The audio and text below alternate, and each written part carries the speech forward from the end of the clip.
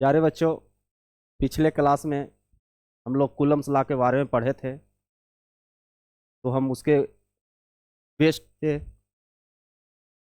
कुछ क्वेश्चन कर लेते हैं, कुछ न्यूमेरिकल कर लेते हैं। तो पहला हम न्यूमेरिकल करते हैं।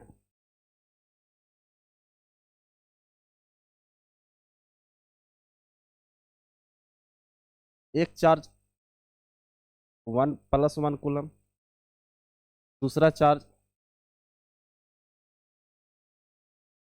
+1 कूलम, दोनों के बीच का डिस्टेंस 1 मीटर है। तो फाइंड, मान लेते हैं Q1 है, दोनों चार्ज सेम है, एक भी Q है। तो फाइंड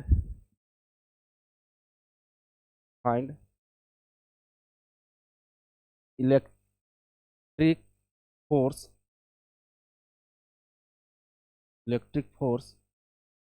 बिटवीन बोथ चार्जेस। दोनों चार्ज के बीच हमें इलेक्ट्रिक फोर्स निकालना है। तो कीजिए बच्चे, इसमें सिर्फ फॉर्मूले पुट करने हैं।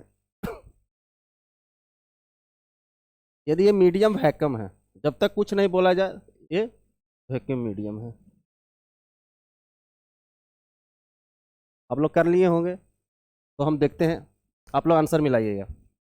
एफ बराबर क्या होता है? 1/4πε0 into Q1 into Q2 by R²।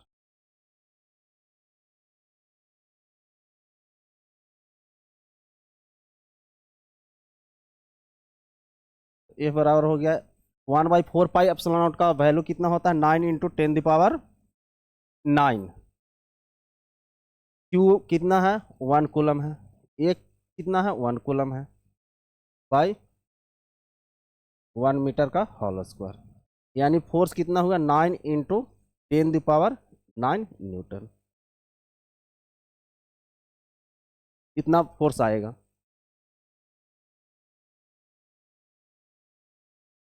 बच्चे आगे बढ़ते हैं। आप लोग कर लिए होंगे, बहुत सिंपल सवाल है। हम पढ़े हैं कि कूलम्स जो है, कूलम्स लॉ जो है वो पॉइंट चार्ज के लिए वैलिड होता है। यदि हमें चार्ज बॉडी के लिए वैलिड करना है तो क्या होता है कि उसका डायमेंशन जितना होता है उससे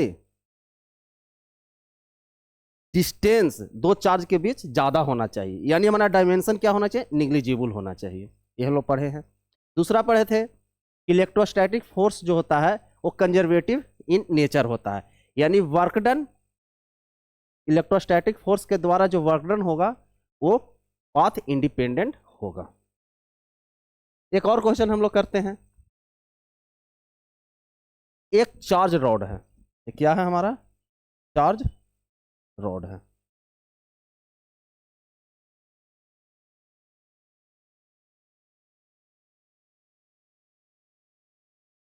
एक चार्ज रॉड है, इस पे चार्ज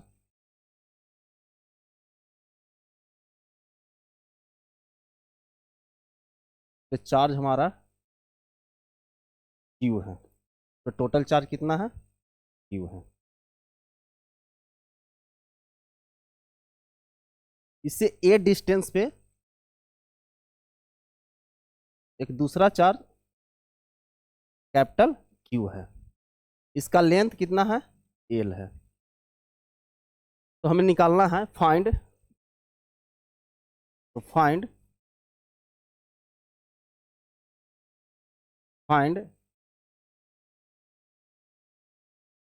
इलेक्ट्रिक फोर्स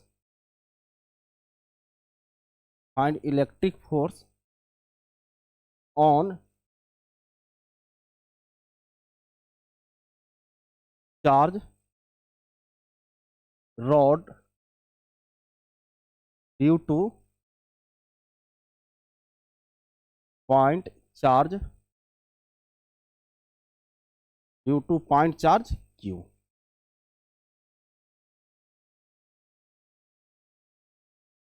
यानी ये पॉइंट चार्ज Q के वजह से इस चार्ज रॉड पे कितना फोर्स लग रहा है ये हमें कैलकुलेट करना है। तो बच्चे ज्ञात करें कितना फोर्स लगेगा।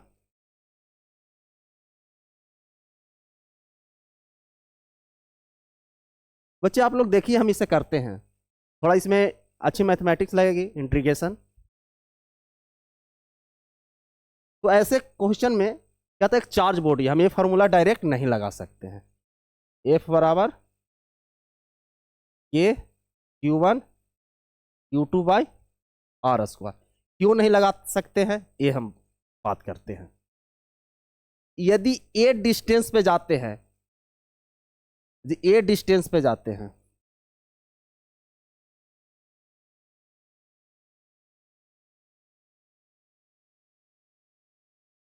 इसका लेंथ L है, इस पर टोटल चार्ज Q है, इस Q के वजह से हमें इस पे चार्ज निकालना है। इस Q के वजह से इस चार्ज रॉड पे हमारा फोर्स ज्ञात करना है। अब देखिए तो यदि हम यहां से x डिस्टेंस पे जाते हैं, x डिस्टेंस पे, तो देखिए तो इतना चार्ज के वजह से फोर्स लगेगा।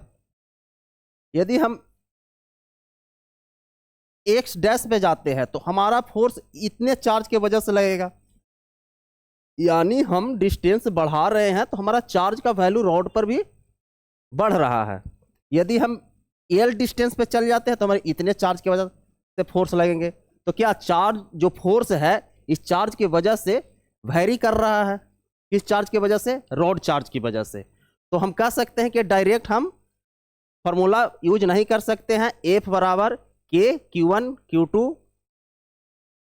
By R square. तो इसके लिए क्या करना पड़ेगा, हमें इंटीग्रेशन का सहारा लेना पड़ेगा। कैसे करेंगे ये देखिए, ध्यान से देखिएगा बच्चे।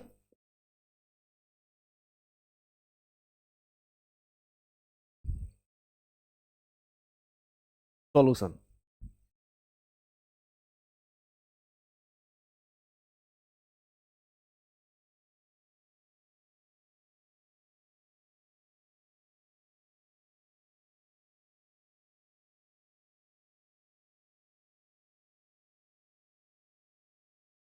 बहुत सिंपल है, बस खाली थोड़ा मैथमेटिक्स यूज करना है। इस पे टोटल चार्ज कितना है एल लेंथ पे, क्यू। हम मानते हैं कि यहां से ये डिस्टेंस ए है, लेंथ एल है, चार्ज क्यू। यहां से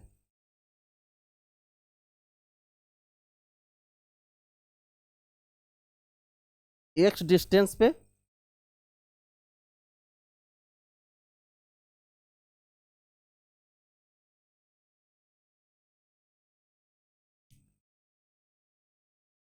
डी क्यू चार्ज मानते हैं। एक्स डिस्टेंस पर का एक एलिमेंट लिए जिसका थिकनेस डी एक्स है, तो उस थिकनेस पे कितना चार्ज है, डी क्यू चार्ज है। और हमारा फोर्स इस पे कितना लगेगा, तो मान लेते हैं कि हम ये छोटा सा चार्ज है जिसका वैल्यू क्या है, डी क्यू है। कितने डिस्टेंस पे है,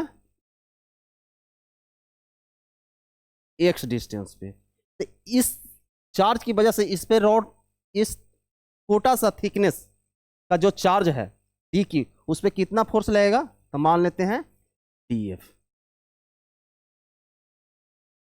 तो डी एफ बराबर क्या हो गया, के D Q into Q by x square. कोई दिक्कत। अब हमें बच्चे डी क्यू का वैल्यू कितना होगा वो निकालना होगा। तो देखिए तो यदि एल लेंथ पे कितना चार्ज है, क्यू चार्ज है, तो यूनिट लेंथ पर कितना हो चार्ज हो गया, क्यू बाई एल। यानी डीएक्स लेंथ पे कितना चार्ज हो गया, Q by L into D x. यानी यही तो हमारा डी क्यू चार्ज है। तो सही से लिख, यानी डी एक्स लेंथ पर कितना चार्ज आ गया, Q by L into D x.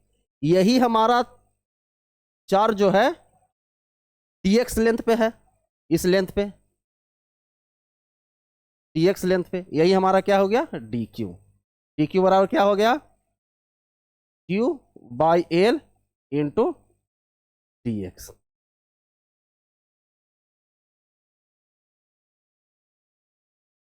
तो हम यहां पुट करते हैं, तो df बराबर क्या हो गया, k q into q by L into dx by x square.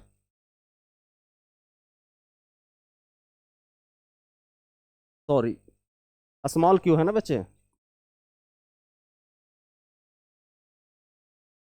Small Q है, यहां पर स्मॉल कर लीजिए।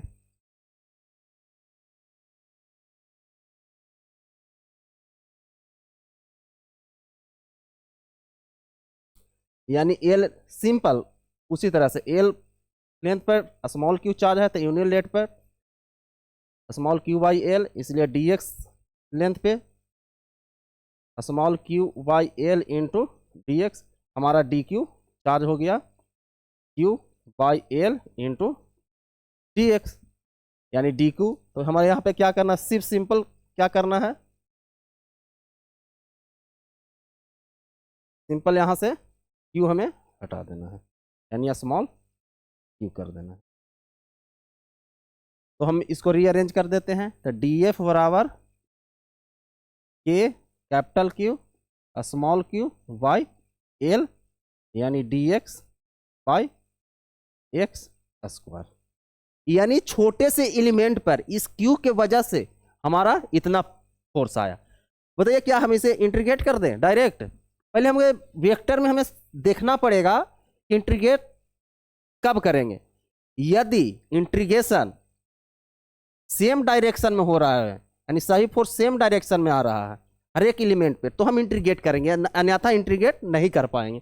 तो देखिए, तो यदि हमेशा इलेक्ट्रोस्टैटिक्स फोर्स में दो बॉडी एक दूसरे पर फोर्स लगाता है, दोनों बॉडी के लाइन ज्वाइनिंग करने में, यदि हम यहां पर भी एलिमेंट लेंगे तो इसके द्वारा फोर्स इसी डायरेक्शन में लगाएगा। अभी इस पे लग रहा है, इस पे यदि यहाँ पे एलिमेंट लेंगे तो इसके द्वारा भी फोर्स इसी डायरेक्शन में लग रहा है, यानी हम डायरेक्शन सेम है तो हम सिंपली इंटीग्रेट कर सकते हैं। तो हमारा पहले तो बच्चे यहां तक नोट कीजिए।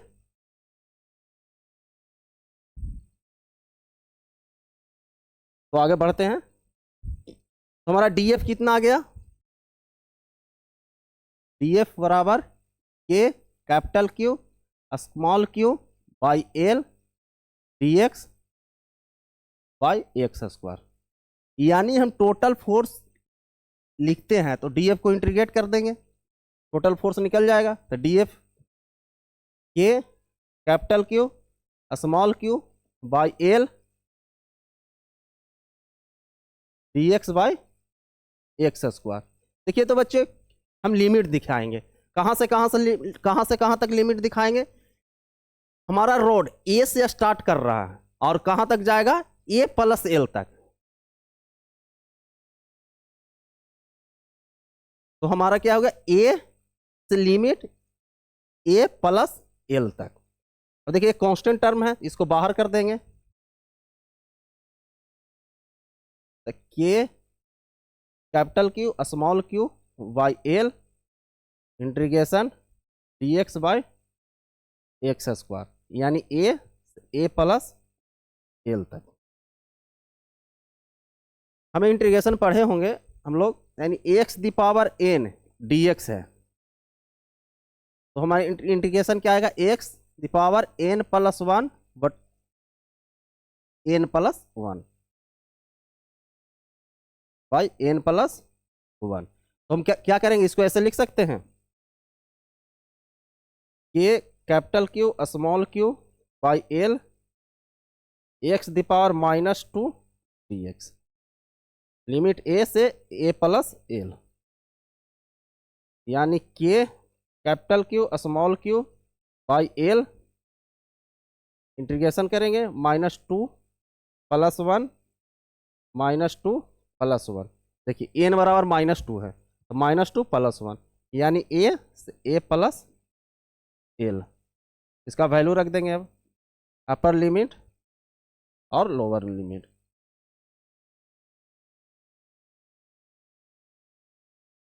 देखिए ये तो माइनस हो जाएगा, तब -1/x हो जाएगा, यानी ए प्लस एल, यानी K capital Q small Q by L.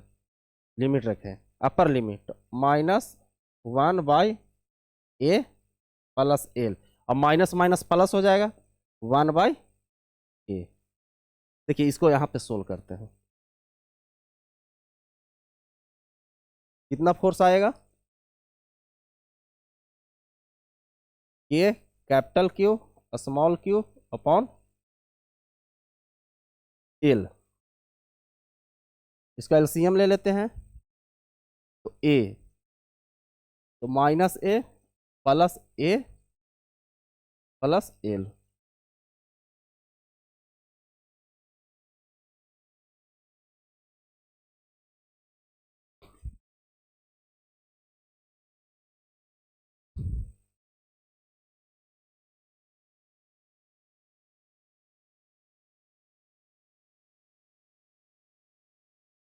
F बराबर क्या हो गया, के capital Q small Q by L, plus minus cancel, L by A into A plus L, L से एल कटा, के capital Q small Q by A plus L. हमारा force इतना आया।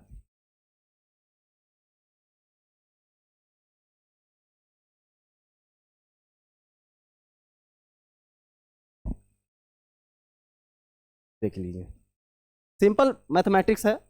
मेन हमें समझना था यहाँ पे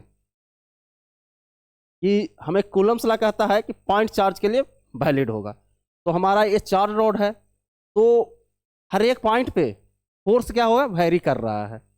हर एक पॉइंट पे, यदि इस पॉइंट पे लेंगे तो कुछ और फोर्स लगेगा, क्योंकि चार्ज का वैल्यू बढ़ रहा है कुछ और। तो हम सिंपल फार्मूला यूज नहीं कर सकते हैं। तो हम मान लिए एक्स पर एक डी एक्स एलिमेंट माने, जिस पे चार्ज डी क्यू हो गया। डी क्यू निकालने के लिए एल लेंथ पे क्यू चार्ज है, तो 1 यूनिट लेंथ पे क्यू बाई एल, तो डी एक्स लेंथ पे Q by L into D x. तो हम एफ बराबर डी एफ बराबर के D Q into capital Q by x square, D Q का मान गया। फिर उसके बाद हम पूरे इंटीग्रेट कर लिए, इंटीग्रेशन यहाँ पे बच्चे वैल्यू आ गया। कोई दिक्कत है तो बताइए, नोट कीजिए पहले, नोट कर लिए होंगे। आगे बढ़ते हैं। अब हेडिंग दीजिए Coulomb's law in vector form. Coulomb's law in vector form.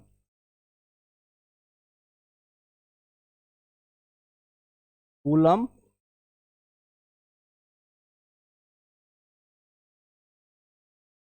Law in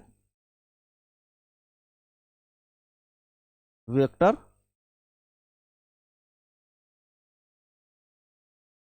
form.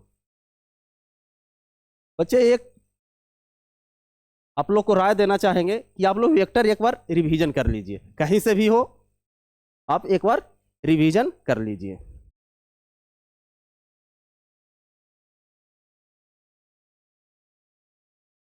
अब देखिए Coulomb's law in vector form, तो थोड़ा सा हम एक यूनिट वेक्टर का कॉन्सेप्ट यहाँ पर बताते हैं, जिससे हम लोग को पढ़ने में या पढ़ाने में या आप लोग को समझने में थोड़ी सहूलियत होगी। तो हम एक यूनिट वेक्टर को डिस्कस करते हैं, यानी यूनिट वेक्टर को हम थोड़ा सा देखते हैं। यूनिट वेक्टर,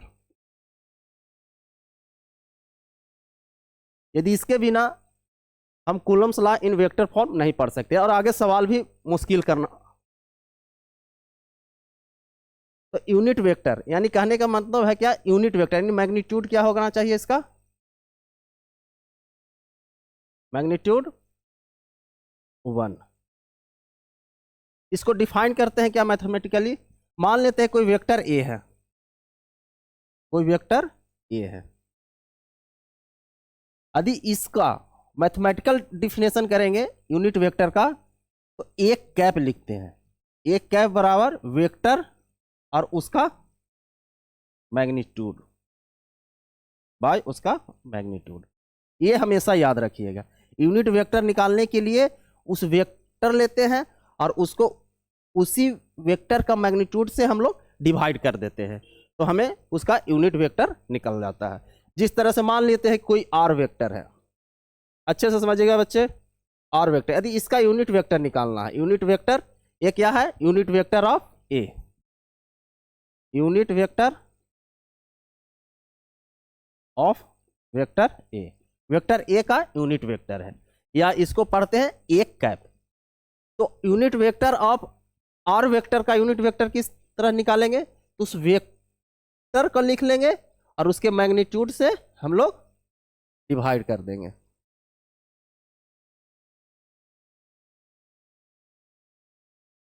कोई दिक्कत है बच्चे? दिक्कत नहीं होना चाहिए, सिंपल, ये आप 11th क्लास में पढ़े होंगे।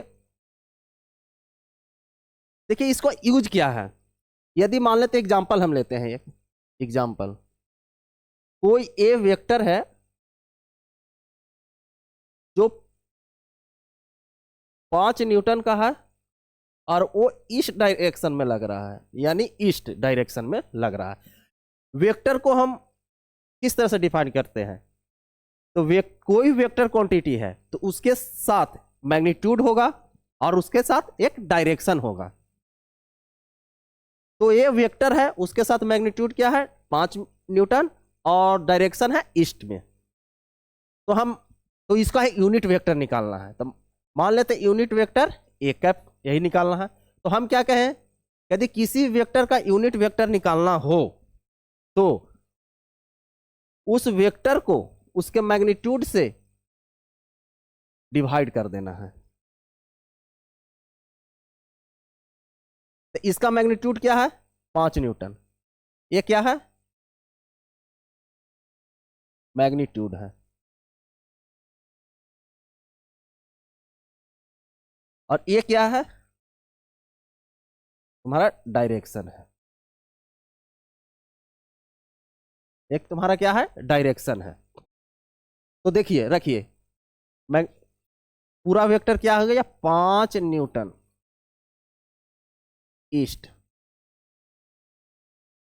बाय इसका मैग्नीट्यूड क्या हो गया 5 न्यूटन, न्यूटन से न्यूटन कैंसिल, 5 से 5 कैंसिल, यानी हम कह सकते हैं ये डायरेक्शन हो गया ईस्ट, 1 यूनिट ईस्ट, ये भी कह सकते हैं। यानी जनरली थोड़ा आप लोग कंफ्यूज हो जाएगा, इसलिए 1 को हम थोड़ा इसको हटाते हैं समझने के लिए। यानी यूनिट वेक्टर हमें डायरेक्शन बताता है, यानी हम कह सकते हैं कि यूनिट वेक्टर को वहां यूज करना है जहां हमें डायरेक्शन चाहिए। वो कैसे यूज करेंगे वो हम देखेंगे, एग्जाम्पल से हम दिखाते हैं कैसे हम इसको यूज करेंगे। तो यहां तक तो क्लियर है बच्चे? देखिए थोड़ा ध्यान दीजिएगा इधर, कोई मान लीजिए कि फोर्स है एफ, ये फोर्स है 5 न्यूटन का, 5 न्यूटन का फोर्स है, तो इधर नहीं बनाते हैं। मान लीजिए कि कोई फोर्स है 5 न्यूटन का,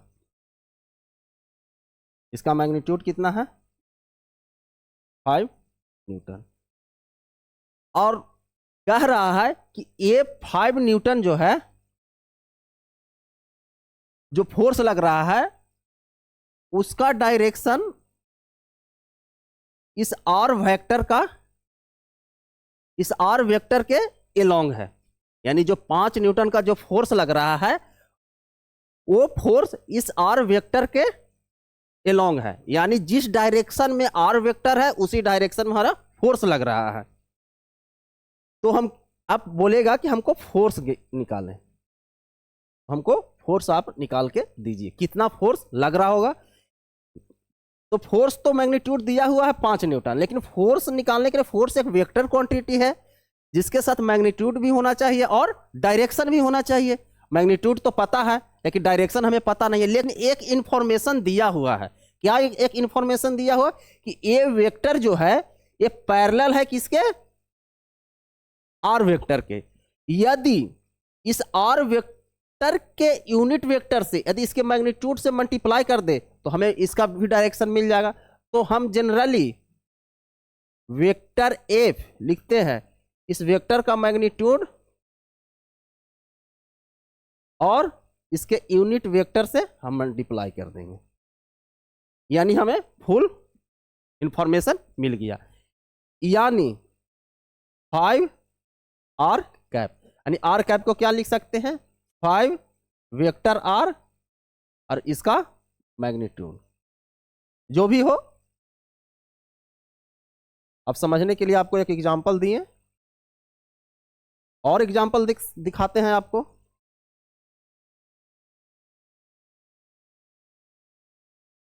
बच्चे ये तो समझ में आए होंगे, थोड़ा और एग्जांपल देखते हैं।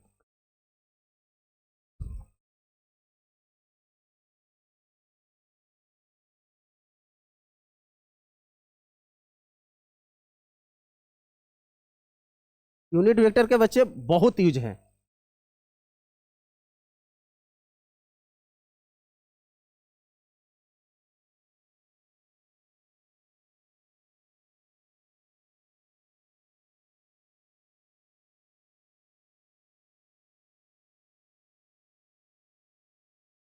सही नहीं बना बच्चे।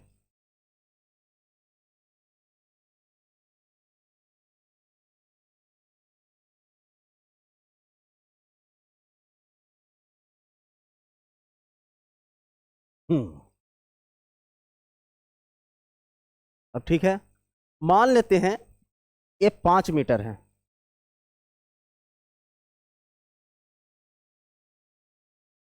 ये 3 मीटर है और ये 4 मीटर है।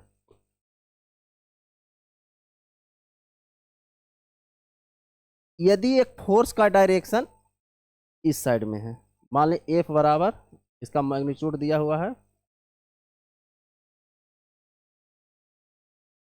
इसका मैग्नीट्यूड दिया हुआ है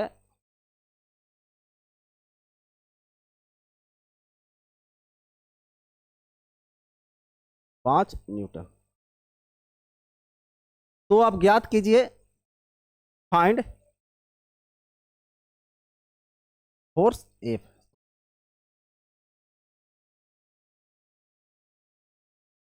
यदि हम मान लेते हैं ओ और बी है,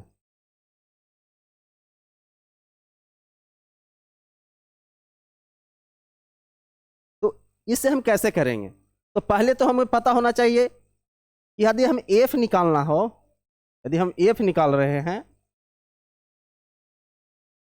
यदि हम एफ निकाल रहे हैं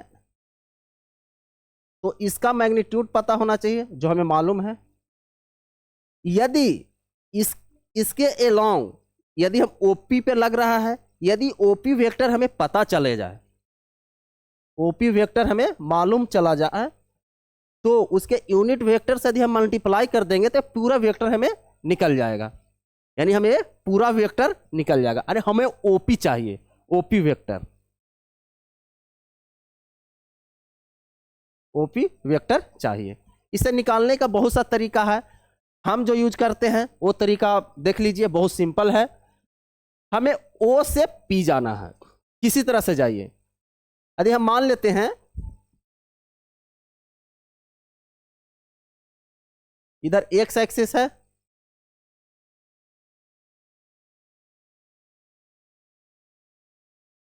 वाई एक्सिस है, इस साइड जेड एक्सिस है।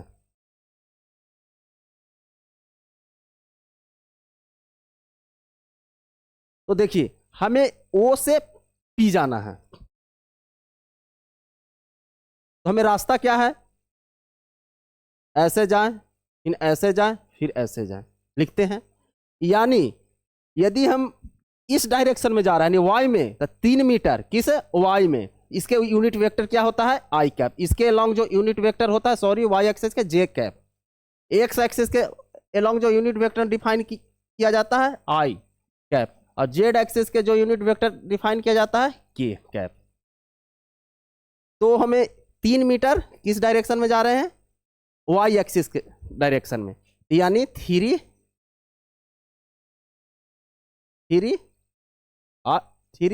जे कैप किस डायरेक्शन में है, वाई एक्सिस।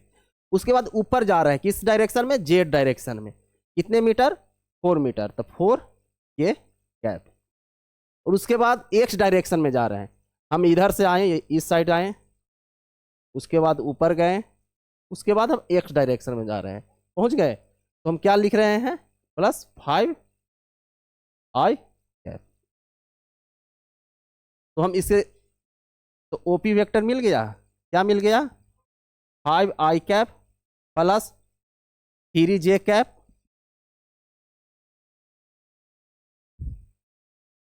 प्लस 3 जे कैप प्लस 4 के कैप। बोलिएगा सर हम ऐसे नहीं निकालेंगे, हम कोई और रास्ता से निकाल जाएंगे। चलिए किस रास्ता से चल रहे हैं, पहले ऐसे आइए, यदि हम इस डायरेक्शन में पहले जा रहे हैं, यानी ओपी वेक्टर हम इस रास्ता से आ रहे हैं, यानी ओ से हम इस डायरेक्शन में जा रहे हैं, यानी एक्स एक्सिस कितने मीटर चले, यानी ये 5, तो ए भी 5, तो 5 आई कैप। अब मान लीजिए हम ऊपर जाते हैं, तो ऊपर जेड डायरेक्शन में जाइए, कितने मीटर गए, 4 मीटर, तो 4 के कैप। उसके बाद यहां से यहां आते हैं, किस डायरेक्शन में गए, तो वाई डायरेक्शन, इसके पैरेलल तो है, सॉरी वाई डायरेक्शन में, तो 3 जे कैप। इसको सजा के लिखिए, आई जे कैप, 5 आई कैप 3 जे कैप 4 जे कैप, यही आया।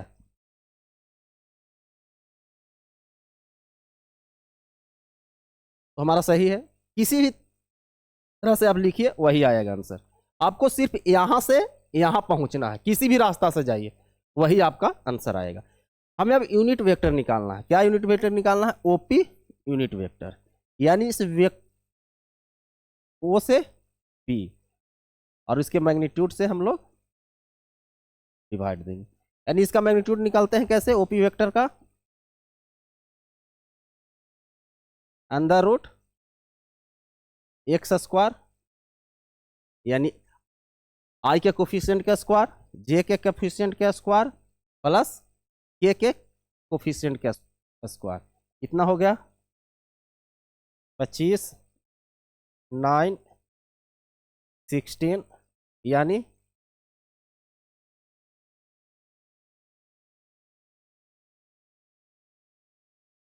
50, यानी 5√2। हमें हमें मिल गया क्या, ओपी वेक्टर का मैग्नीट्यूड। अब ओपी वेक्टर हम लिख देते हैं, 5 आई कैप प्लस 3 जे कैप प्लस 4 के cap by 5√2।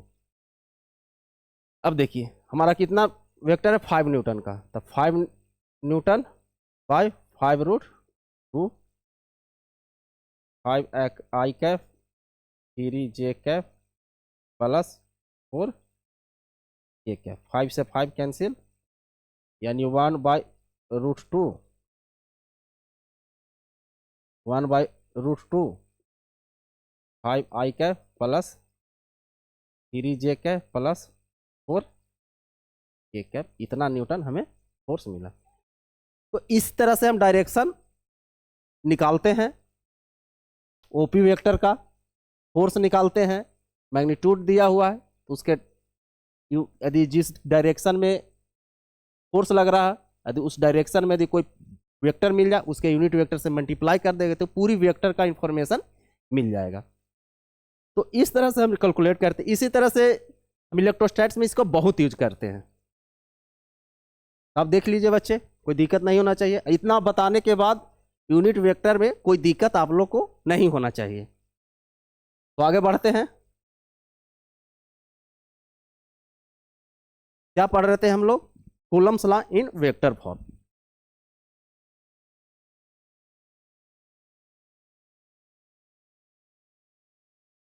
Coulomb's law in vector form.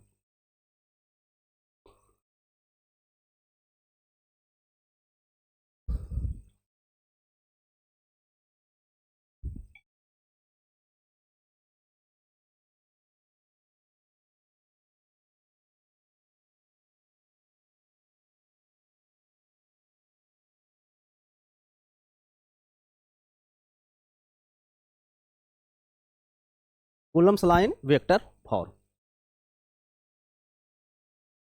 तो कूलम्स फोर्स क्या हम लोग पढ़े थे? F बराबर K Q1 Q2 by R square. ये तो हमारा मैग्नीट्यूड हो गया।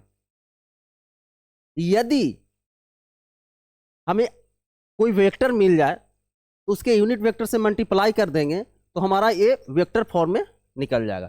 तो मान लेते हैं कोई चार्ज Q1 है और चार्ज Q2 है। सपोज करते हैं दोनों पॉजिटिव हैं।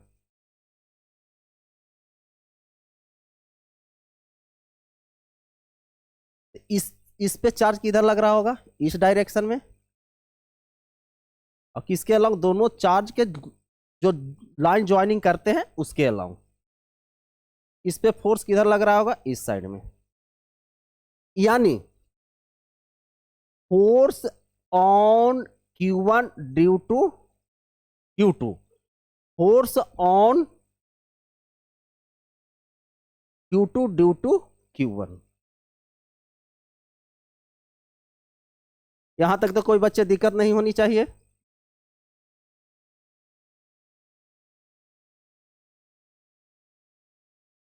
इन दोनों बीच का डिस्टेंस क्या है? R है।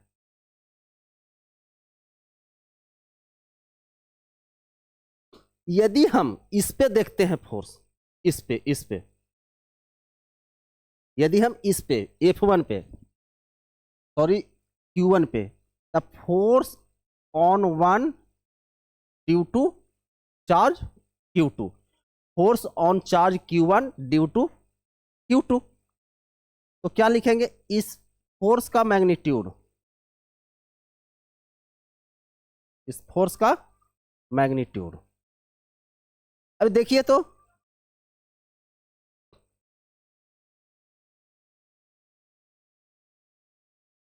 यहां पर ध्यान दीजिएगा। एक वेक्टर है, क्या है? R1 2। यदि यहां से देखते हैं तो कितने डिस्टेंस पे है? मान लीजिए कि इसका पोजीशन इसके रिस्पेक्ट में कितना है? R1 2 vector.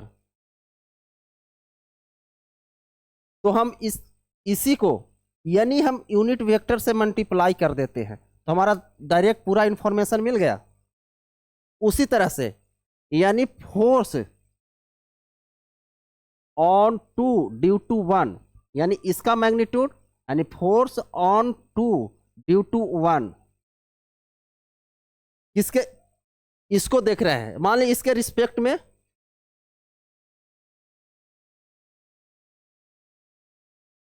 रिस्पेक्ट में इसका पोजीशन क्या हो गया?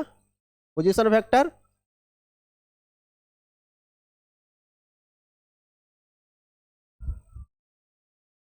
R2 with respect to 1। यदि इसी का यूनिट वेक्टर से हम मल्टीप्लाई कर दें 2 1। कोई दिक्कत है बच्चे? हमारा इसका मैग्नीट्यूड, इसे R1 2 या पोजीशन वेक्टर R21, इसका मैग्नीट्यूड और इसका मैग्नीट्यूड दोनों बराबर किसके बराबर? R के बराबर। यहां तक बच्चे कोई दिक्कत? जो यूनिट वेक्टर बताएं उसी का हम लोग यूज किए। अब हम वेक्टर फॉर्म में लिखते हैं तो हम इसका मैग्नीट्यूड क्या लिखेंगे? F1 2 बराबर F, पहले ही बता चुके हैं, 2 1। क्योंकि जितना फोर्स Q2 Q1 पर लगाएगा उतना ही फोर्स Q1 Q2 पर लगाएगा। दोनों इक्वल हो, कितना वैल्यू होगा? के Q1 Q2 बाई, अलग अलग लिखते हैं बच्चे,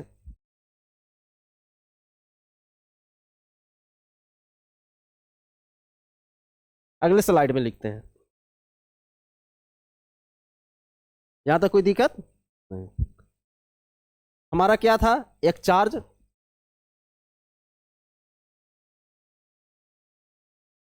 Q1 था और चार्ज Q2 था। हम फोर्स देख रहे हैं F1 पे, किसके वजह से? दो की वजह से, यानी R12, यही तो है हमारा। तो हम F12 मैग्नीट्यूड लिखेंगे तो क्या लिखेंगे? के Q1 Q2 बाई R12 के मैग्नीट्यूड का स्क्वायर, यही तो लिखेंगे। यानी हम पूरे इंफॉर्मेशन वेक्टर फॉर्म में लिखेंगे। तो फोर्स 1 2, इसका मैग्नीट्यूड और इसके यूनिट वेक्टर से हम लोग मल्टीप्लाई कर देंगे, तो कितना होगा? तो के Q1 Q2 बाई R12 का होल स्क्वायर। अब देखिए, वेक्टर R12 बाई वेक्टर 1 2 का मैग्नीट्यूड। कोई दिक्कत है बच्चे? नहीं। तो देखिए यहां पे उसके लिखते हैं, तो वेक्टर R12 के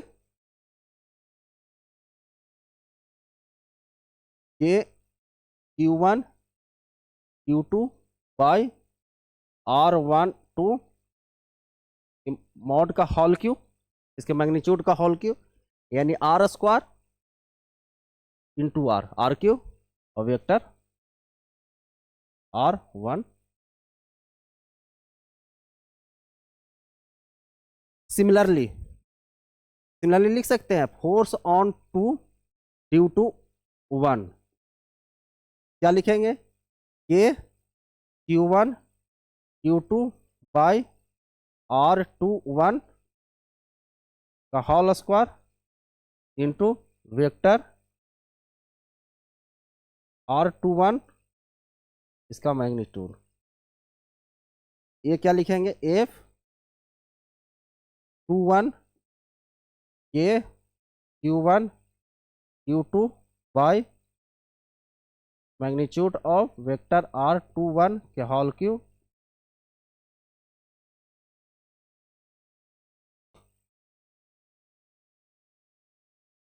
कोई दिक्कत है बच्चे? देखिए, कुछ भी दिक्कत हो तो दोबारा वीडियो देखिएगा, सब समझ में आएगा। हमें तो नहीं लगता है कोई दिक्कत हो, क्योंकि वेक्टर पहले हम बता चुके हैं, इससे पहले कोई दिक्कत नहीं होनी चाहिए।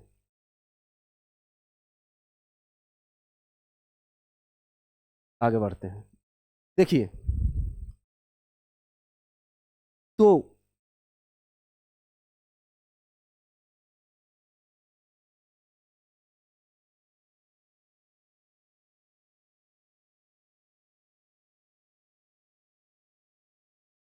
F12 कितना आया था? के Q1 Q2 by R1 to vector 1 2। देखिए, ये एक ब्रैकेट में कांस्टेंट टर्म आया और एक वेक्टर। यदि इस तरह से हो, यानी कोई फोर्स के आर की तरह हो ऐसे, तो इसको हम सेंट्रल फोर्स बोलते हैं। क्या बोलते हैं?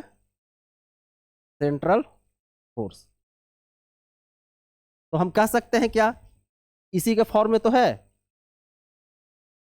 तो electrostatic force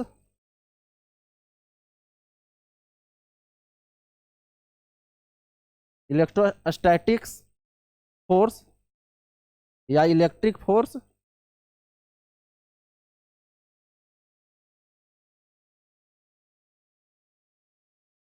electric force is a central force, is a central force. Electrostatics force है क्या है, एक सेंट्रल फोर्स है। ये ध्यान में आप लोग रखिएगा। कोई दिक्कत बच्चे नहीं होनी चाहिए। तो हम आगे बढ़ते हैं। अब जनरलाइज फॉर्म में हम लोग बात करते हैं। मान लेते हैं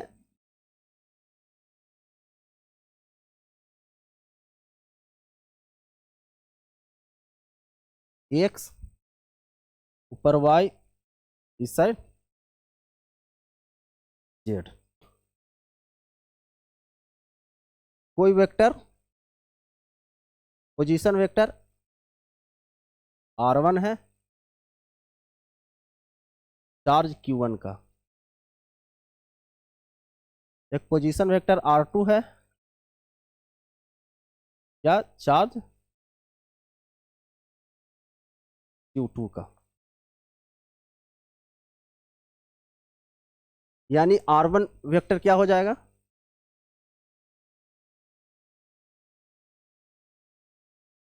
x I cap plus Y J cap plus x1 Y cap, x1 I cap, y1 J cap, z1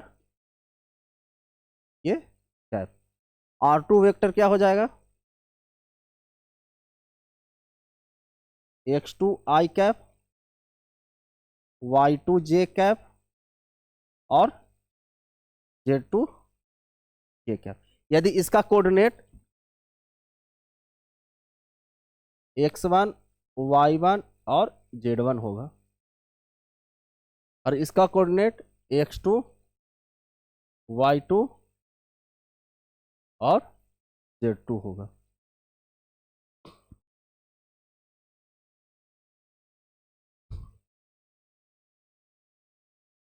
तो हमको लिखना है force on two due to 1।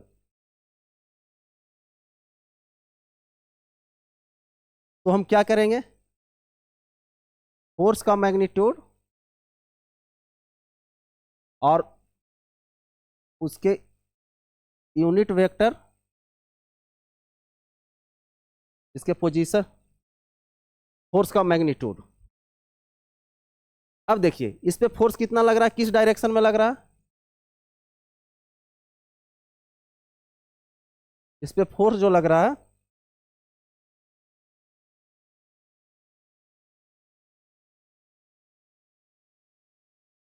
इस पे जो फोर्स लग रहा है इस डायरेक्शन में लग रहा है, force F two due to 1। और इसका पोजीशन वेक्टर भी किस साइड में है, इस साइड में, यानी R2 1।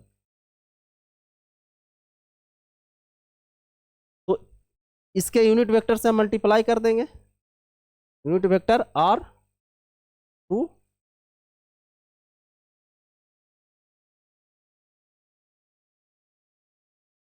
Unit vector R21। अब हमको R21 वेक्टर निकालना है। तो देखिए तो ऐसे है हमारा, थोड़ा ध्यान दीजिएगा बच्चे, वेक्टर का यहाँ पे यूज है, वेक्टर R यहाँ पे ऑरिजिन है और ई वेक्टर R2।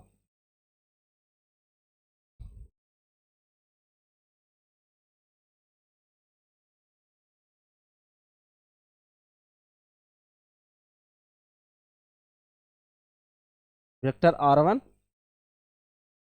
और ए आपका वेक्टर R2 और ए वेक्टर हमारा क्या है, वेक्टर R21। कोई दिक्कत है बच्चे? तो हमें देखिए ट्रायंगल रूल क्या कहता है, फर्स्ट वेक्टर का हेड सेकंड वेक्टर का टेल एक जगह हो, तो यहां पे एक फ्री टेल बच रहा है, यहां पे फ्री टेल, और ये फ्री हेड, ये क्या हुआ हमारा फ्री।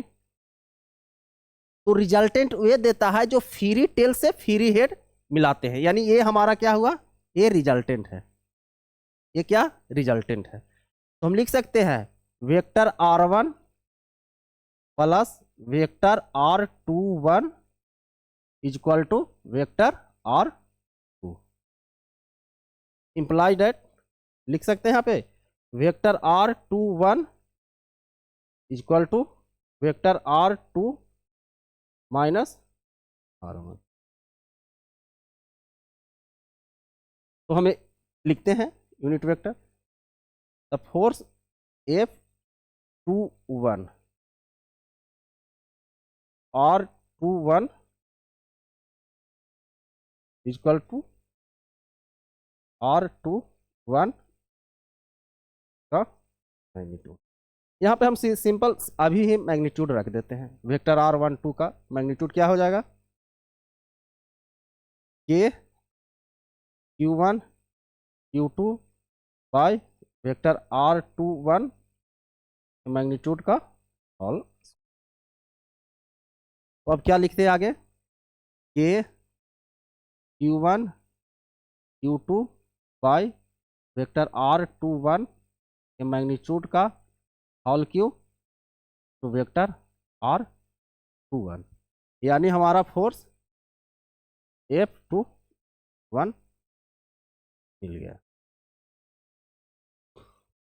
उसी तरह से सिमिलरली देखिए बच्चे, यहां पे दिक्कत है या नहीं, दिक्कत नहीं होनी चाहिए क्योंकि हम लोग पूरी बेसिक से चल रहे हैं।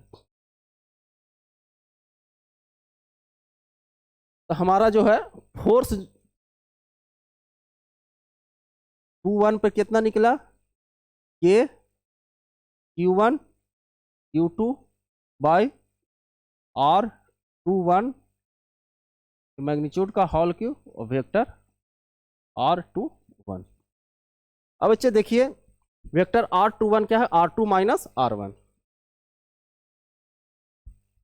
तो हम लिख सकते हैं K Q1 Q2 by vector R2 का मैग्नीट्यूड के होल क्यूब, यानी vector R2 minus vector R1। यानी हम अब सिमिलरली हम कह सकते हैं वेक्टर 1 2 को निकालना है, तो ये तो K Q1 Q2 by R12 के मैग्नीट्यूड का होल स्क्वायर, और इसके यूनिट वेक्टर से हम मल्टीप्लाई कर देंगे, यानी वेक्टर R12 बाई इसका मैग्नीट्यूड, यही तो यूनिट वेक्टर है, यानी हम इसको लिख सकते हैं, यहां पे डायरेक्ट बच्चे कर दे, इसको हटा देते हैं यहां से और इसको क्यू कर देते हैं,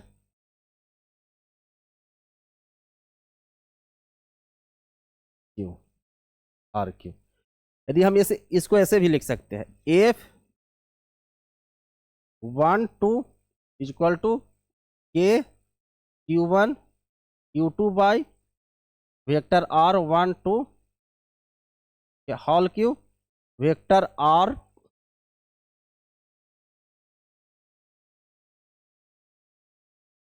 बच्चे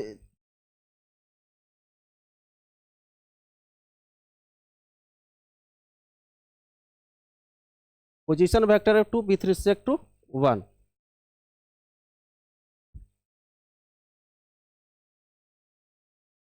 चलिए ठीक है,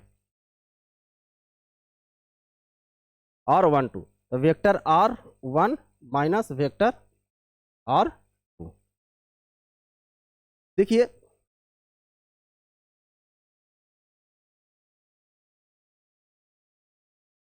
देखिए F वेक्टर F12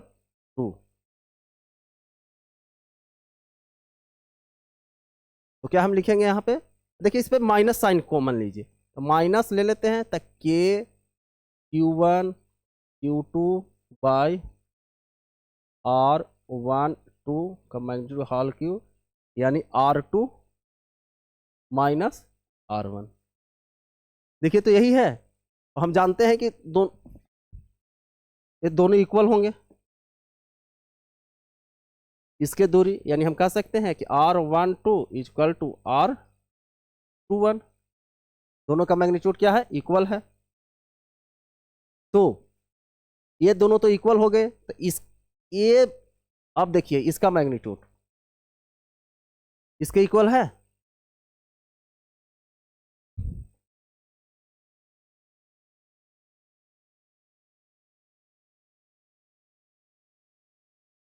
देखिए तो ये पूरा के Q1 Q2 by R12 whole Q R2 minus R1, यानी हमें पता मिल गया F21। हम कह सकते हैं F12 vector equal to minus F21। ये हम बोले थे एक पॉइंट में कि न्यूटन थर्ड लॉ के अनुसार हम कह सकते हैं कि Q1 पर जो जितना फोर्स Q2 लगाता है उतना ही फोर्स Q1 Q2 पर लगाता है। आ गया, मैग्नीट्यूड सेम है, कोई दिक्कत बच्चे? यानी हम इसको ऐसे लिख सकते हैं, नेट फोर्स ऑन सिस्टम पे 0 हो जाएंगे, इक्वल टू, ये है वेक्टर फॉर्म।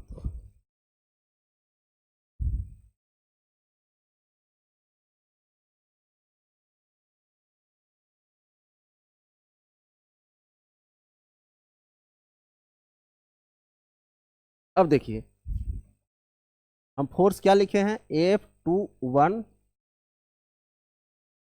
के Q1 Q2 बाई R21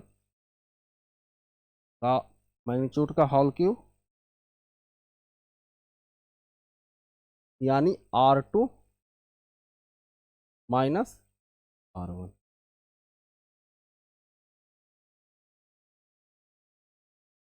देखिए F21 के Q1 Q2 by R21 whole cube 1 2 पे ना, और लिखाना है 1 पे due to 2 R1 minus R2।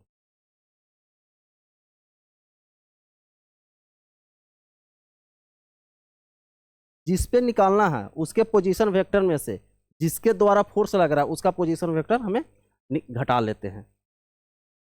कोई दिक्कत है बच्चे? ये हमें ध्यान में रखना, कैसे निकाले हैं इस पे हम एक क्वेश्चन करते हैं।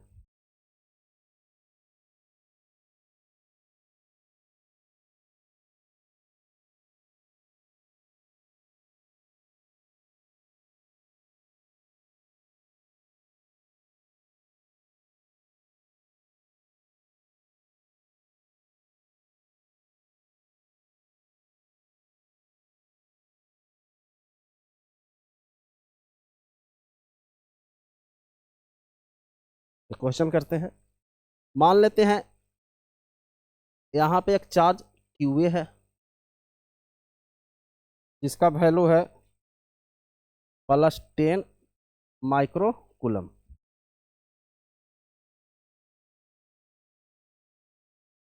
ये नहीं 100 कर लीजिए, 100 माइक्रो कूलम। और एक चार्ज है QB,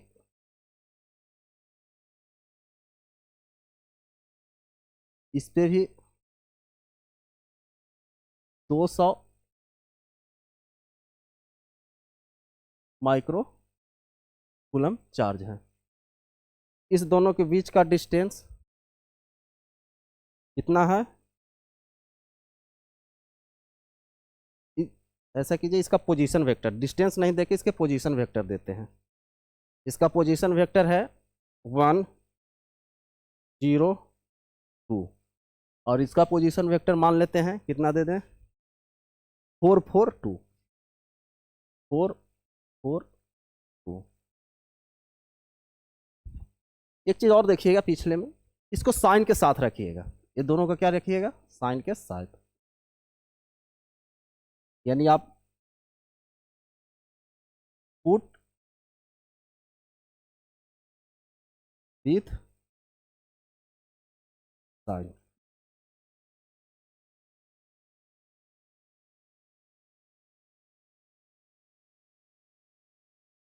पुट विथ साइन।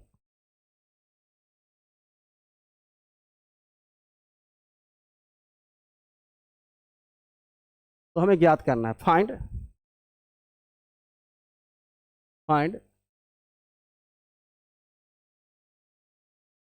पहला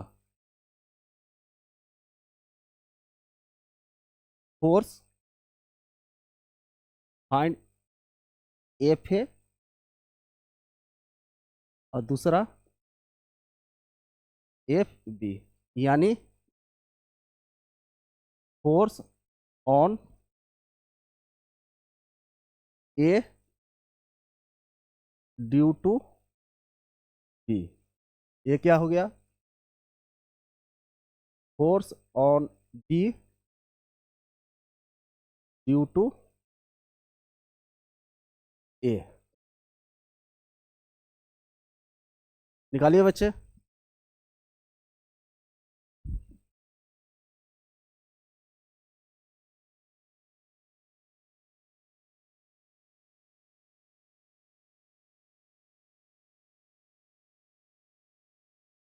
चलिए हम बनाते हैं, आप देखिएगा सॉल्यूशन। एफ ए निकालना है,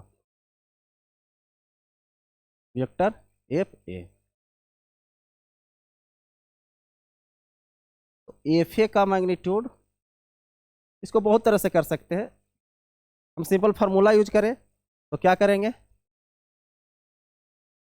के Q1 Q2 by R A due to B, के होल क्यू, और वेक्टर आर ए बी। यानी कहने का मतलब है कि ए पे निकाल रहे हैं, किसके वजह से, इसके वजह से, यानी हम आर ए बी, यानी R A minus R B, यानी आर ए कितना हो गया, आर ए यहां से लिखते हैं, आर ए हो गया आई कैप प्लस 2 के कैप, क्योंकि जे यानी वाई कोऑर्डिनेट 0 है। आर बी कितना हो गया, 4 I cap plus 4 J cap plus 2 K cap.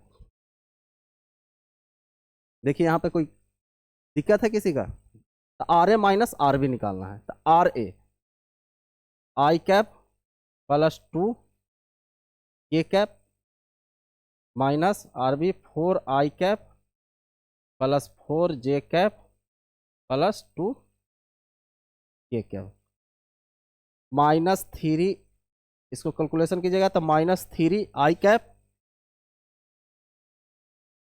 -4 J cap.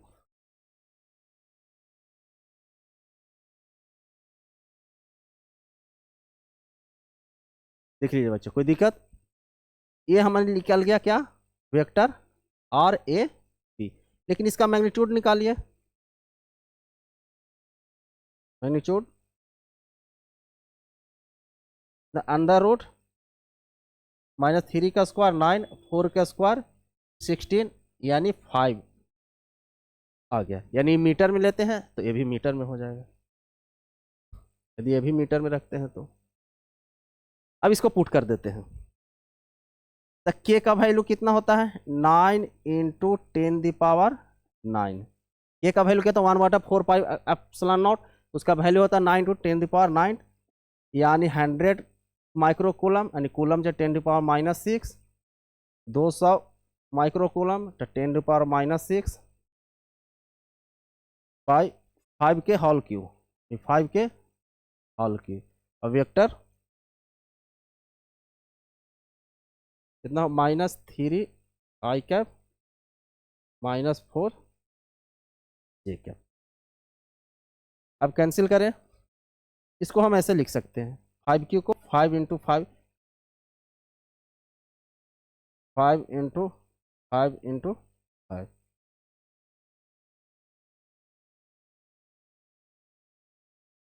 25, 25 चौका 100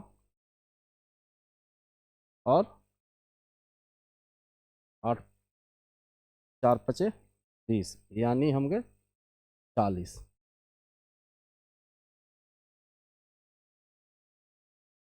ठीक है बच्चे, देखिए कैलकुलेशन जरा, 25 चौका 100, 40 5 200।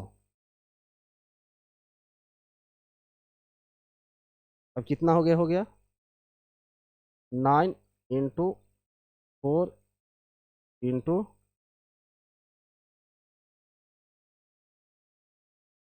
4,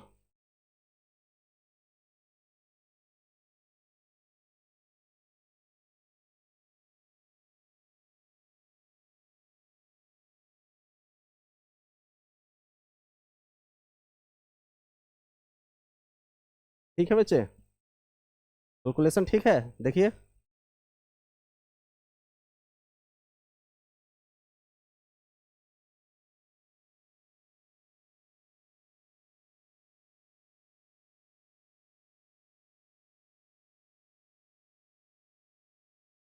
चलिए ठीक है।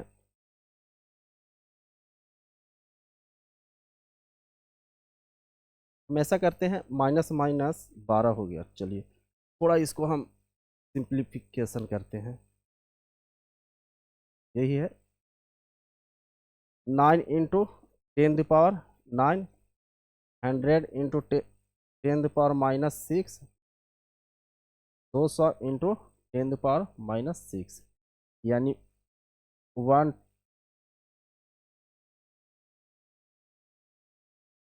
5 इंटू 5 इंटू 5। देखिए तो ये कितना हो जाएगा 12, 9 10 11 12, ये कैंसिल हो गया, एक। अब देखिए तो 9 2 11 और 1 12, सही है। 9 इंटू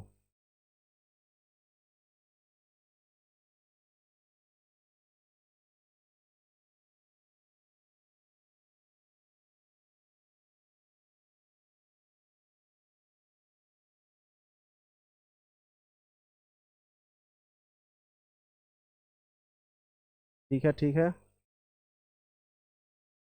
हाँ 5 5 इंटू 5 इंटू 5, यानी -3 i⁻, -4 j⁻। कोई दिक्कत है बच्चे?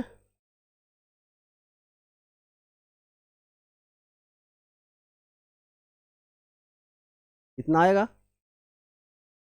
चलिए इसको हल करते हैं।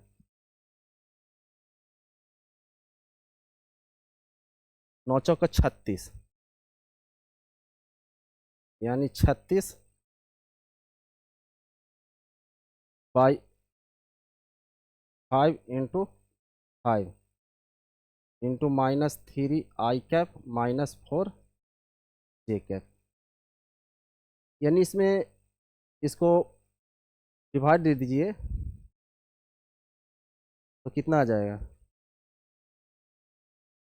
देखिए तो 7.2, 7 5 35, 5 दूनी 10, 7 5 5 36, ऐसे लिख सकते हैं -3/5 i⁻, -4 j⁻, न्यूटन। यही हमारा आंसर है, बस मैथमेटिक्स था, कैलकुलेशन था। आप लोग कर लेंगे। अब देखते हैं फोर्स ऑन बी पे, किसके वजह से? ए की वजह से। तो एफ लिखते हैं के Q1 Q2 by are B A का whole cube R B minus R A. अब देखिए यहाँ पे निकालिए R B B A, R B minus R A निकालिए। तो आर बी 4 यानी 3 आई कैप के प्लस 4 जे कैप। देखिए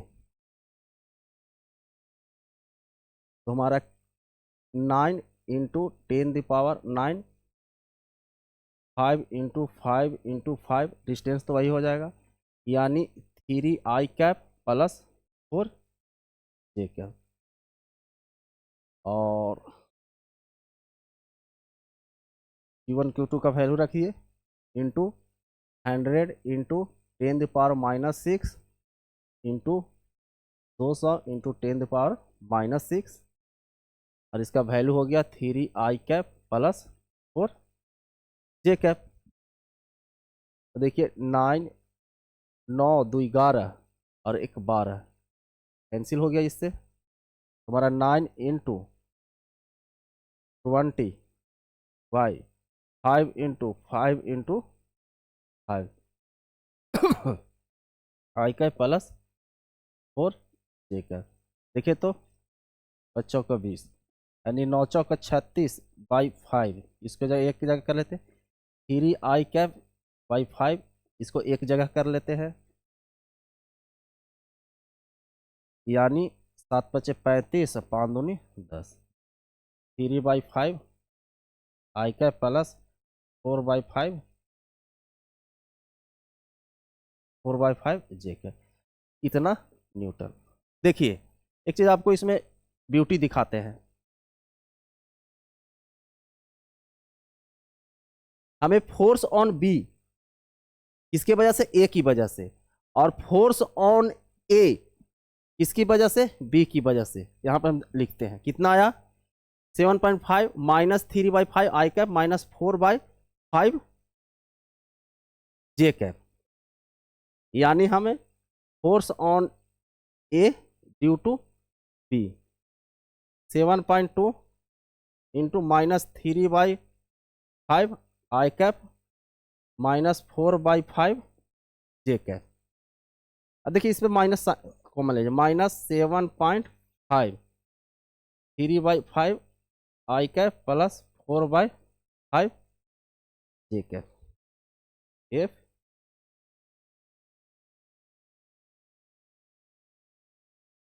देखिए जितना फोर्स ए पर बी की वजह से लगा, उतना ही फोर्स बी पर ए की वजह से लगा, लेकिन दोनों में डायरेक्शन में अपोजिट है, डायरेक्शन में अपोजिट है। तो हम लोग कह सकते हैं यदि 2 पॉइंट चार्ज है, जितना फोर्स इस पे लगाया उतना ही फोर्स ए इस पे लगाएगा, जितना ही फोर्स ए इस पे लगा रहा होगा उतना ही फोर्स ए इस पे लगा रहा होगा, लेकिन दोनों अपोजिट डायरेक्शन में। न्यूमेरिकल में किए वो भी निगेटिव साइन आ रहा है, थोड़ा कैलकुलेशन था ज़्यादा। और यदि हम लोग वेक्टर फॉर्म में निकाल रहे थे उसमें भी वही आ रहा था। तो ये हमेशा ट्रू है कि दोनों अपोजिट लगेगा।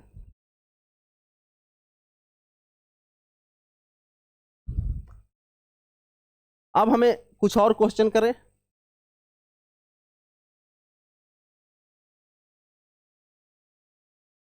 एक क्वेश्चन लिखिए,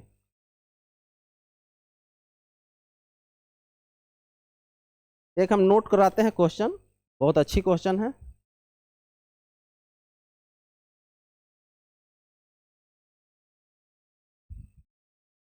भेजिएगा आप लोग भी।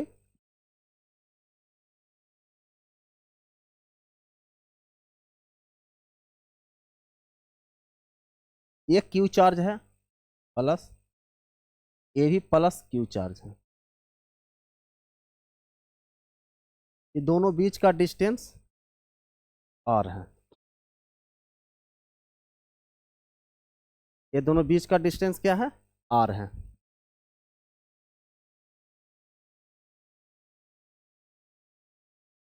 इस पे एक चार्ज क्यू नॉट है, तो बताना है फाइंड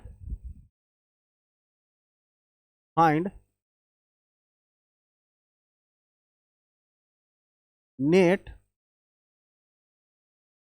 फोर्स ऑन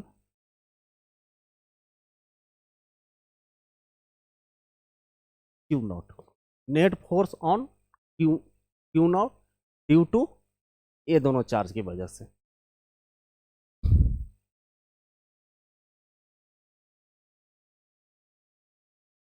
देखिए निकालिए,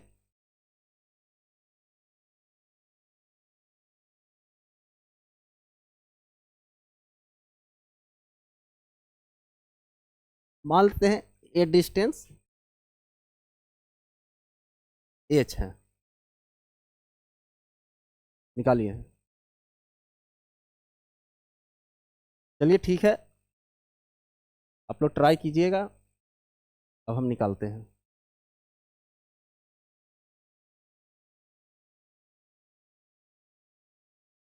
हम लोग जानते हैं कि दो चार्ज के बीच जो फोर्स लगता है दोनों चार्ज के लाइन ज्वाइनिंग के एलोंग लगता है।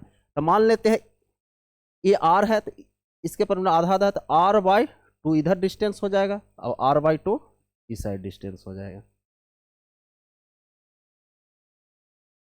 यदि ये इस पे कितना फोर्स लगाएगा, ये डिस्टेंस पता होना चाहिए, तो ये कितना हो गया, under root H square plus R square by 4। ये डिस्टेंस कितना हो गया, under root H square plus R square by 4। इतना तो समझ में आ ही रहा होगा। ये एक राइट एंड ट्रायंगल है, तो बेस का स्क्वायर परपेंडिकुलर का स्क्वायर के योग का अंडर रूट। अब देखिए क्या ये दो चार्ज के बीच जो फोर्स है वो किस लगेगा, इस दोनों चार्ज के बीच जो लाइन ज्वाइन करते हैं, तो ये इधर एक फोर्स लगा, कितना फोर्स लगा, एफ। और ये जो है चार्ज वही है, डिस्टेंस वही है, तो उतना ही फोर्स लगेगा इधर एफ। मान लेते हैं ये एंगल थीटा,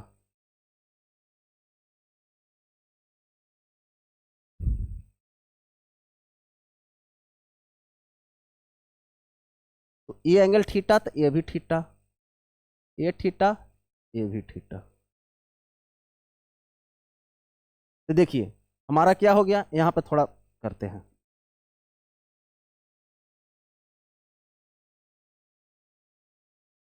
इधर फोर्स एफ लग रहा है, इधर भी फोर्स एफ लग रहा है, इसके बीच थीटा, ये थीटा, ये थीटा, तो ये भी थीटा। इसका एक कंपोनेंट इस साइड में होगा, कितना होगा, एफ साइन थीटा। इसका एक कंपोनेंट इधर होगा, कितना हो जाएगा, एफ कॉस थीटा। यदि किसी वेक्टर का कंपोनेंट ले लिए वो वेक्टर बेकार हो जाता है, यानी जो काम ये अकेला कर रहा था अब ये दोनों मिलकर करेगा। और अब इसका कंपोनेंट लेंगे इस वेक्टर का, इस साइड में एफ साइन थीटा, और इधर क्या हो जाएगा, एफ कॉस थीटा। यदि इसका कंपोनेंट ले लिए एफ फोर्स बेकार हो जाएगा। अब देखिए ये दोनों अपोजिट डायरेक्शन में है, तो ये तो कैंसिल आउट हो जाएगा, तो नेट फोर्स हमें इस डायरेक्शन में मिलेगा। कितना मिलेगा नेट फोर्स इस डायरेक्शन में, एफ नेट। एफ नेट क्या है, एफ नेट हो गया F cos theta plus F cos theta, यानी 2f cos theta. 2f cos theta. यहाँ तक कोई दिक्कत तो है नहीं। f बराबर क्या हो जाएगा, k q1 इंटू Q2 यानी q into q by R square, यानी इसका स्क्वायर, यानी root under root H square plus R square by 4 का होल स्क्वायर। अब रख दे। अब cos थीटा यहां से निकालिए, तो यहां से cos थीटा निकालिए, तो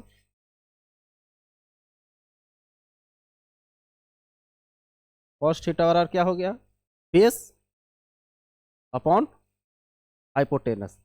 तो बेस एच हो गया, हाइपोटेनस ए लेंथ हो गया। ए लेंथ कितना है, under root H square plus R square by 4 रख दीजिए यहाँ पे। तो F net 2 K Q into Q, Q square H square plus R square the power 4, क्योंकि रूट जो है स्क्वायर से अलग हो गया। Cos theta H upon under root H square plus R square by F net हो गया 2 K Q square H by H square plus R square by 4 the power 3/2। इस क्यू नॉट पे हमारा फोर्स इतना लग रहा है। किसी को दिक्कत है बच्चे?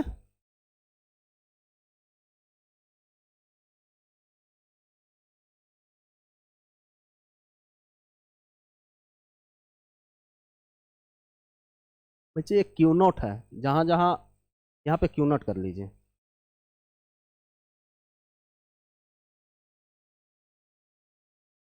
यहाँ पे क्यू नॉट कर लीजिए, बस कुछ नहीं। और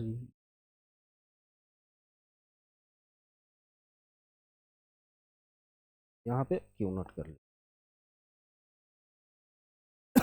क्यू नॉट था बच्चे, हम क्यू ले लिए इसलिए क्यू स्क्वायर लिख दिए।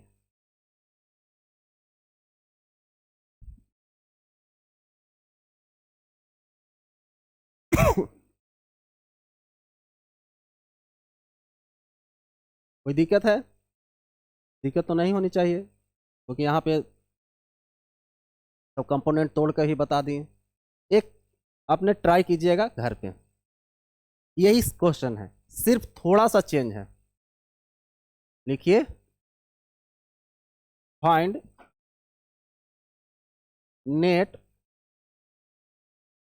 Force on Q not. क्या चेंज है?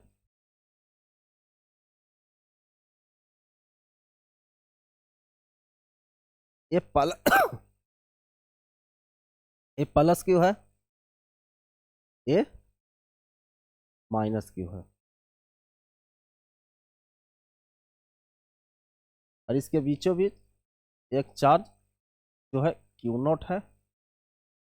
ये दोनों के बीच डिस्टेंस आर है, तो ये r/2 हो जाएगा, ये r/2 हो जाएगा, और इसके बीच डिस्टेंस h है। तो ये घर पे कीजिएगा, net force on Q not. बस क्या है, एक हिंट दे देते हैं, बनाइएगा।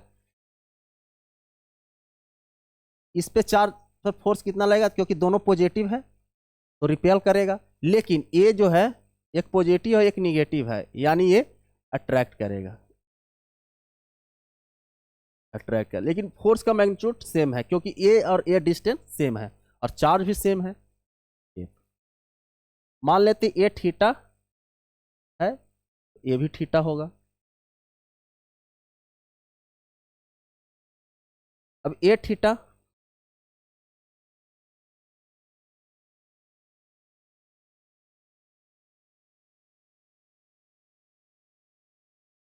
ये थीटा, ये भी थीटा हो जाएगा। देखिए, तो इसका एक कंपोनेंट इस साइड में कितना आएगा, एफ कॉस थीटा आएगा, और इसका कंपोनेंट इधर कितना आएगा, एफ साइन थीटा आएगा। देखिए इसका एक कंपोनेंट इधर कितना आएगा, एफ कॉस थीटा आएगा। इसका एक कंपोनेंट इधर कितना आएगा, एफ साइन थीटा आएगा। यानी एफ कॉस थीटा और एफ कॉस थीटा ये तो अपोजिट डायरेक्शन में तो कैंसिल होगा, तो नेट हमारा इधर ही आया, एफ नेट। यानी एफ नेट हमारा क्या आ गया,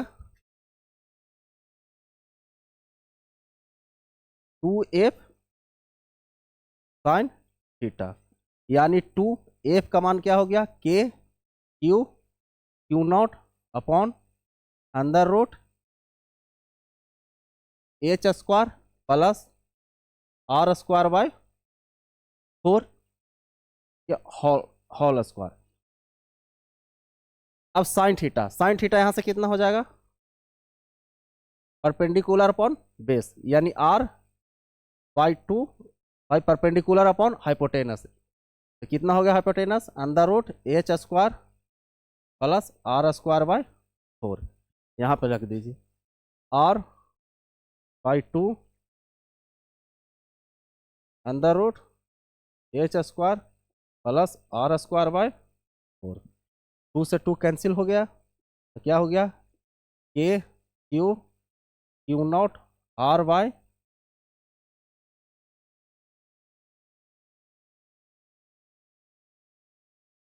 एच स्क्वायर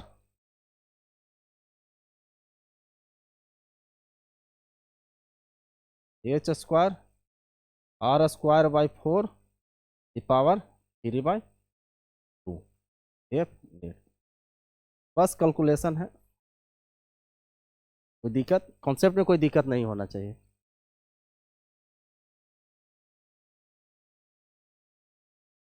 बस कंपोनेंट तोड़ने के लिए वेक्टर में सीखे होंगे। यानी निगेटिव चार्ज था, इस चार्ज को, ये क्यू नॉट जो चार्ज है, इस चार्ज को ये अट्रैक्ट किया, ये पॉजिटिव है, ये भी पॉजिटिव है, तो ये क्या किया, इसको रिपेल किया। मान लेते ये थीटा है, तो ये भी थीटा हो गया, तो इधर एक कंपोनेंट एफ साइन थीटा है, इसका एक component F sine theta, 2f sine theta होगा, इसका एक कंपोनेंट एफ कॉस थीटा, उसका एक कंपोनेंट एफ कॉस थीटा। यदि इसका कंपोनेंट नहीं है तो फोर्स बेकार हो गया, इसका कंपोनेंट फोर्स बेकार हो गया, और दो अपोजिट सेम फोर्स है, दोनों कैंसिल होगा, नेट इधर आ जाएगा। कोई दिक्कत है तो बताइएगा। तो आगे बढ़ते हैं।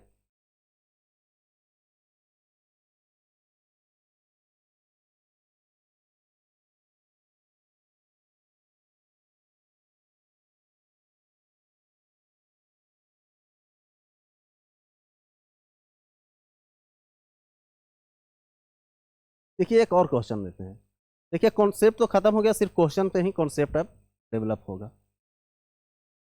मान लेते एक हेक्सागोनल है, रेगुलर हेक्सागोनल।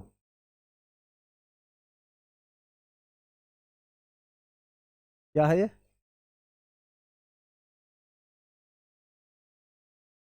Regular hexa.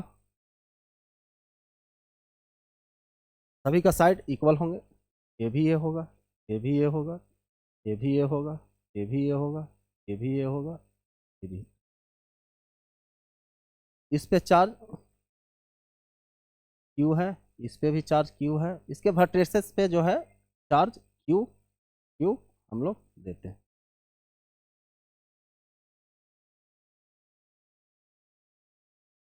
यदि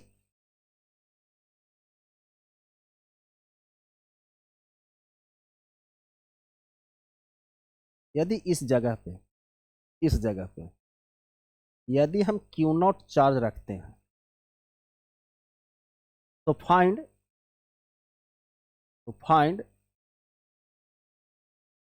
नेट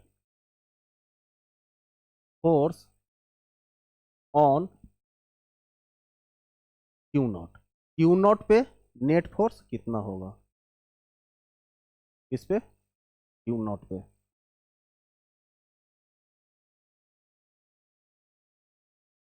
क्यू नॉट पे नेट फोर्स कितना होगा। ये हमें निकालना है।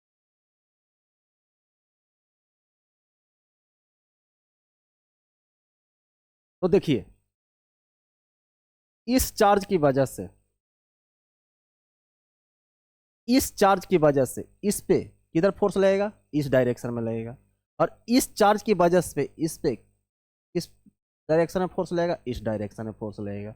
और दोनों का बीच डिस्टेंस, क्योंकि रेगुलर हेक्सागोनल है, इस चार्ज के वजह से इस पे इस डायरेक्शन में फोर्स लगेगा एफ, और इस चार्ज के वजह से इस पे इस डायरेक्शन में एफ फोर्स लगेगा, क्योंकि ए डिस्टेंस ए डिस्टेंस ए डिस्टेंस सब सेम है। इस चार्ज की वजह से इस पे इस डायरेक्शन में फोर्स लगेगा एफ, इस चार्ज की वजह से इस पे इस डायरेक्शन में फोर्स लगेगा। अब बताइए,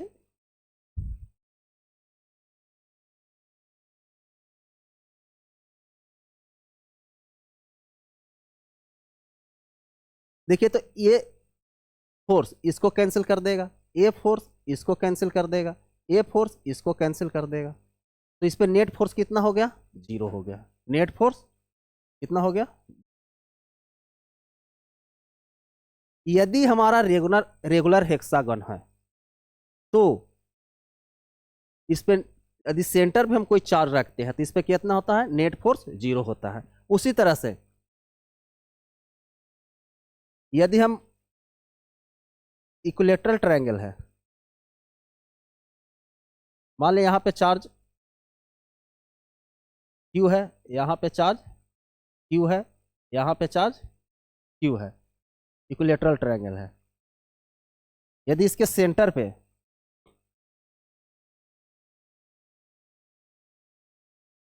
इसके सेंटर पे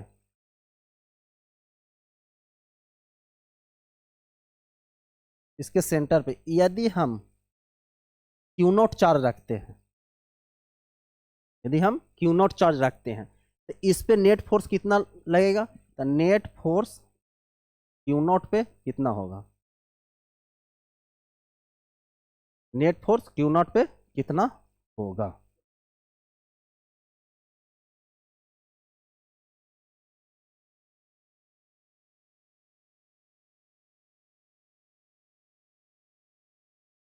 अब देखिए तो इस चार्ज के वजह से इस पे किस डायरेक्शन में फोर्स आ रहा है, इस डायरेक्शन में। इस चार्ज की वजह से इस पे किस डायरेक्शन में फोर्स आ रहा है, इस डायरेक्शन में। इस चार्ज की वजह से इस पे किस डायरेक्शन में फोर्स आ रहा है, इस डायरेक्शन में। यानी सभी फोर्स इक्वल आएंगे, क्योंकि ये दूरी वर्टेक्स से इक्वल होते हैं। अब देखिए,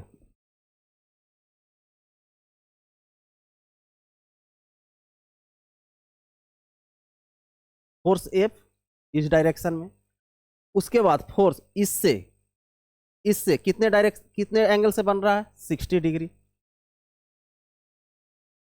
यानी इससे 60 बनाते, इससे कितना बनेगा, 120 डिग्री।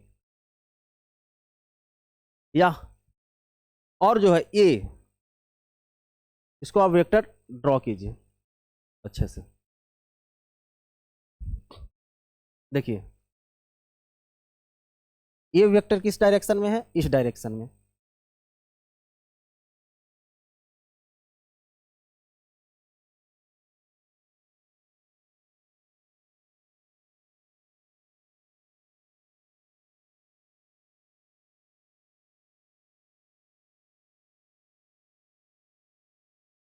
ये वेक्टर किस डायरेक्शन में है, इस साइड डायरेक्शन में है। तो ड्रॉ कीजिए वेक्टर ये।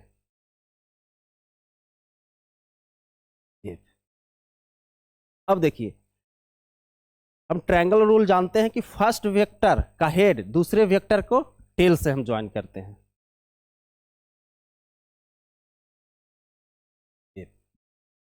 और सेकंड वेक्टर का हेड थर्ड वेक्टर का टेल,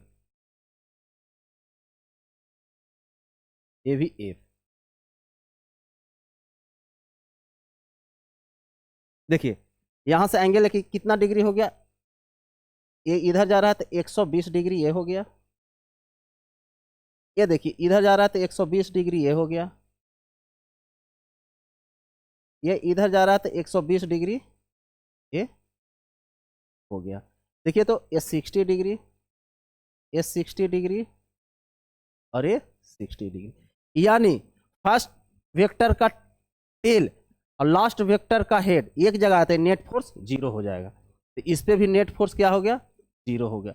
यानी हम लोग कह सकते हैं कि यदि रेगुलर पॉलीगन है, यदि रेगुलर पॉलीगन है तो उस पे, यदि रेगुलर पॉलीगन है तो उसके सेंटर पे यदि कोई चार्ज हम लोग रखते हैं तो उस पे नेट फोर्स क्या होता है, 0 होता है। नेट फोर्स क्या होता है, 0 होता है। तो इस चीज को हम लोग लिख लेंगे, लिखिए,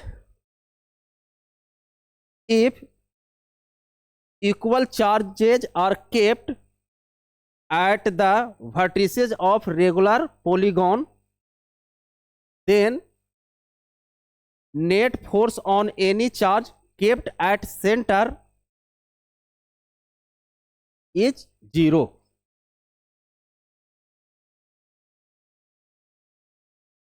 ये हो गया।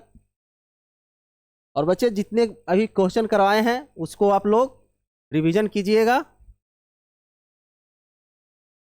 तभी आगे समझ में आएगा।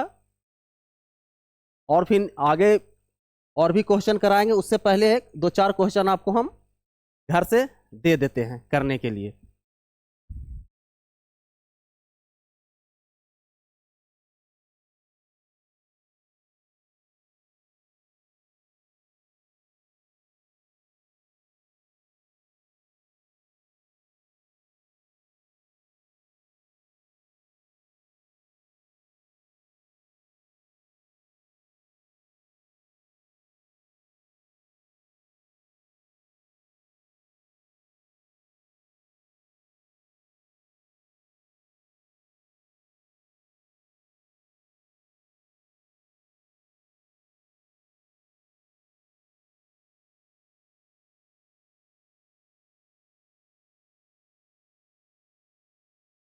ये क्या है, रेगुलर हेक्सागन है।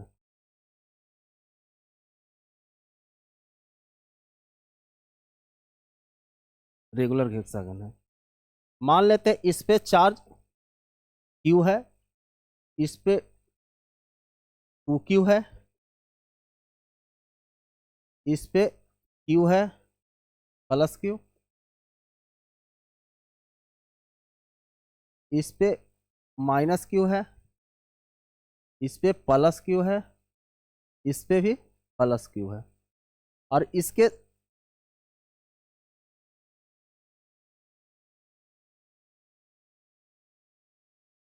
सेंटर पे एक चार्ज Q0 है। तो लिखिए, फाइंड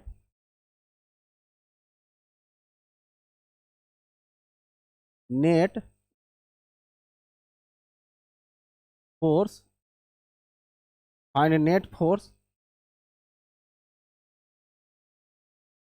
ऑन Q0। देखिए इसके बनाने का तरीका क्या है, आप लोग ट्राई कीजिएगा, हम थोड़ा सा इसको हिंट दे रहे हैं। जैसे इस पे प्लस Q है, इस पे भी प्लस Q है, इस पे माइनस Q है, यानी एक प्लस Q और 2 माइनस Q ले लें तो एक माइनस Q हो जाएगा। इस पे ही प्लस Q है, इस पे 2 प्लस Q है, तो एक प्लस Q ले लेते हैं, एक और प्लस Q। देखिए तो इसके वजह से इस पे, इसके वजह से, इसके वजह से इस पे नेट फोर्स क्या हो गया, 0 हो गया। इसके वजह से इस पे नेट फोर्स 0 हो गया।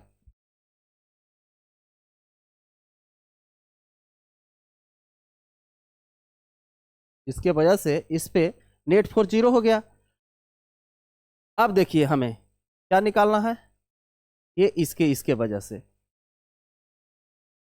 अब निकाल लीजिए। तो क्या होगा, ये प्लस इसको ये रिपेल करेगा, ऐसे तो है।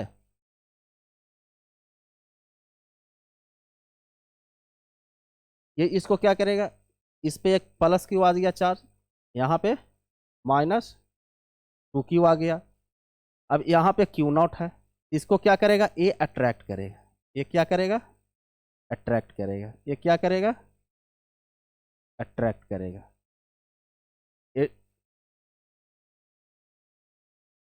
अब देखिए तो ए 60 होता है, ए भी 60 होता है, ए भी 60 होता है।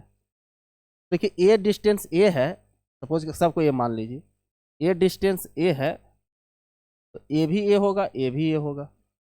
तो देखिए जितना फोर्स ए इस पे लगाएगा, यदि चार्ज क्यू नॉट और क्यू रहता तो जितना फोर्स ई इस पे एफ लगाता उसके डबल फोर्स लगाएगा।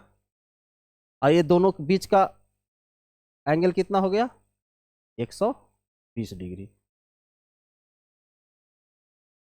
120 डिग्री देखते हैं, 60 डिग्री, सॉरी, दोनों के बीच का एंगल कितना हो गया?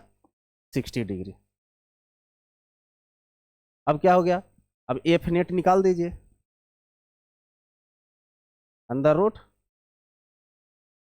F square plus 2f square plus 2f into 2f into cos 60 degree. कितना हो गया? F square plus 4f square plus 4f square into cos 60 1/2, तो कैंसिल, 7f स्क्वायर। ठीक है, 7f स्क्वायर यानी अंडर रूट 7f। एफ का value कितना हो जाएगा? A Q Q naught by A square, रख दीजिए यहाँ पे, √7 A Q Q naught by A square F. ये जितने क्वेश्चन है सब एक बार ट्राई कीजिएगा, ठीक है ना बच्चे?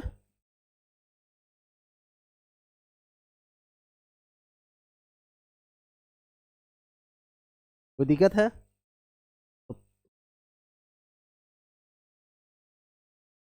चलिए इस सेशन को यहीं तक अभी रहने देते हैं, फिर आगे भी इसका क्वेश्चन करेंगे, अच्छे अच्छे क्वेश्चन करेंगे। चलिए ठीक है।